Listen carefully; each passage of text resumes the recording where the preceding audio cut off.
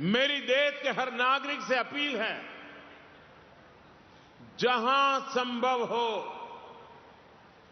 Petrol diesel का उपयोग कम करें। मेट्रो का उपयोग करें, इलेक्ट्रिक बस और पब्लिक ट्रांसपोर्ट का अधिक इस्तेमाल करें। कार पुलिंग को बढ़ावा दें। जिनके पास कार है वे एक गाड़ी में ज्यादा लोगों को साथ लेकर चलें।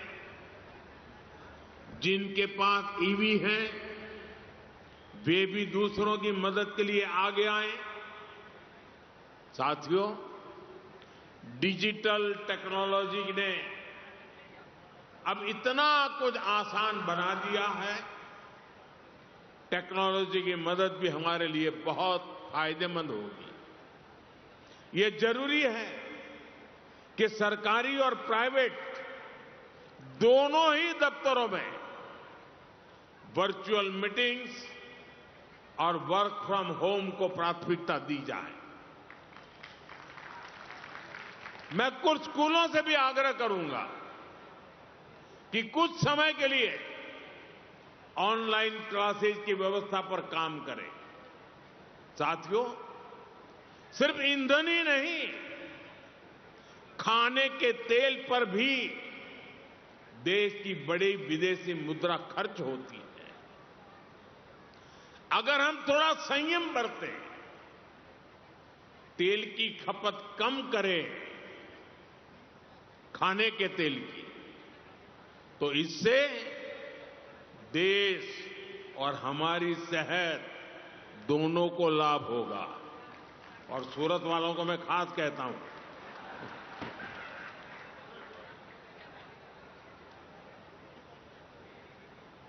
इसी तरह मैं आज समाज के सभी भाई बहनों से, मैं आपके परिवार का सदस्य हूं इसलिए आग्रह से कहता हूं, और इसमें तो आपको आगे आकर के मेरी मदद करनी पड़ेगी। सोने की आयात पर भी देश का बहुत बड़ा पैसा विदेश जाता है। मैं आप सबसे, देशवासियों से आग्रह करूंगा कि जब तक हालात सामान्य न हो, हम सोने की खरीद को टालें। गोल्ड की जरूरत नहीं है।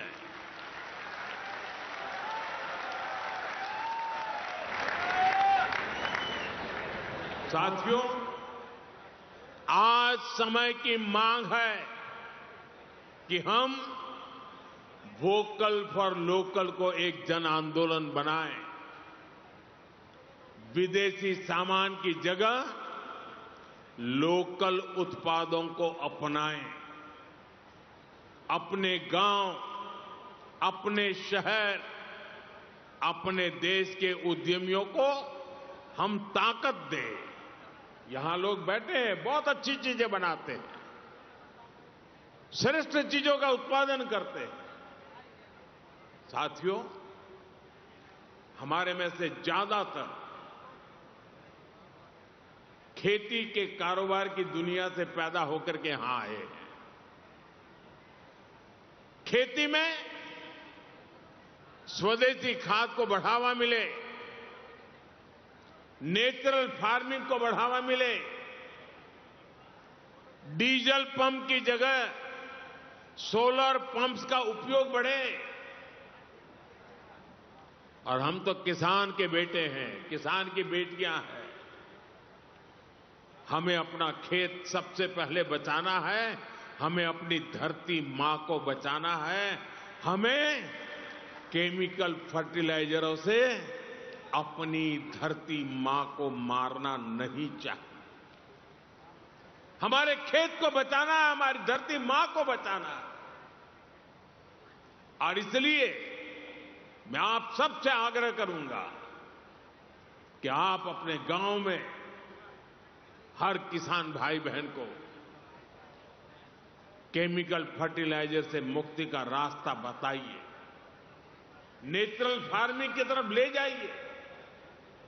साथियों, एक और भी अहम विषय, और वो भी आप में से बहुतों को लागू होता है, बुरा मत मानना, फैशन हो गई है। जैसे ही वैकेशन हुआ, बच्चों के हाथ में विदेश की टिकट पकड़ा देते हैं। विदेश में जाके वैकेशन कर रहे हैं। गर्मी की छुट्टियां आ रही हैं। आजकल विदेश घूमने, वहां पर डेस्टिनेशन वेडिंग, ये मैं यहां से बहुत से लोग हैं, अब मुझे निमंत्रण नहीं भेजते हैं, पहले भेजते थे क्योंकि विदेश में ही शादी करते थे, अब बंद कर रहे हैं। ये विदेश में वेडिंग, इनका फैशन खूब बढ़ रहा है, और लेकिन इस पर भी बहुत विदेशी मुद्रा खर्च होती है। साथियों, आप सोचिए, क्या भारत में ऐसी जगह नहीं है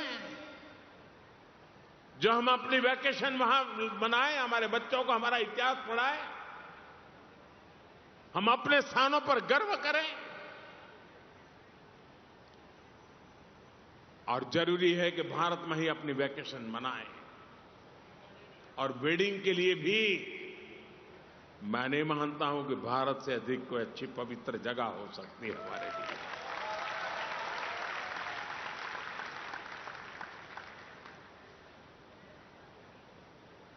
जब यहां वेडिंग करते हैं ना, तो हमारे पूर्वजों की मिट्टी भी हमें आशीर्वाद देती है।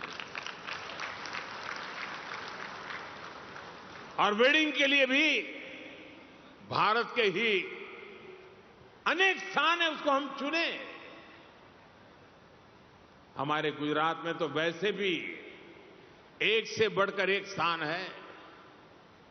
और मैं तो आप सब पाटीदार भाइयों को तो कहूंगा, आपको तो अब शादी स्टैच्यू ऑफ यूनिटी वहीं पर जाके करनी चाहिए। आपकी हर शादी में सरदार साहब खुद आशीर्वाद देने के लिए मौजूद रहेंगे।